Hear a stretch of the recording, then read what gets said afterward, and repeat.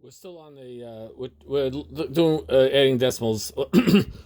So when I do decimal addition the old-fashioned way, first thing I always tell my students is that when you add numbers, you always line it up on the right-hand side. In other words, I would take these numbers and line them up along the rightmost column. That's the rightmost column right there. This is supposed to be highlighting it. I don't mean to be crossing it out. Well, that ain't going to work here. You are going to get the wrong answer if you do this.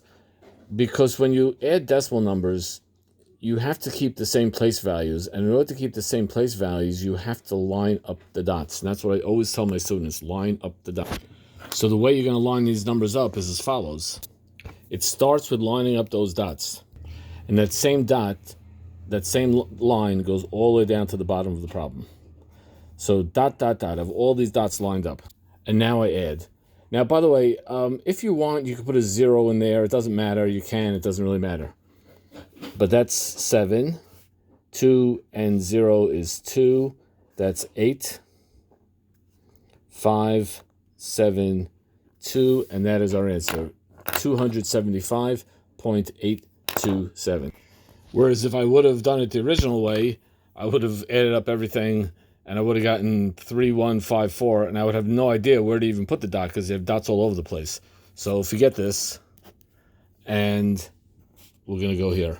Line up the dots. Now, why do you have to line up the dots? Think about that.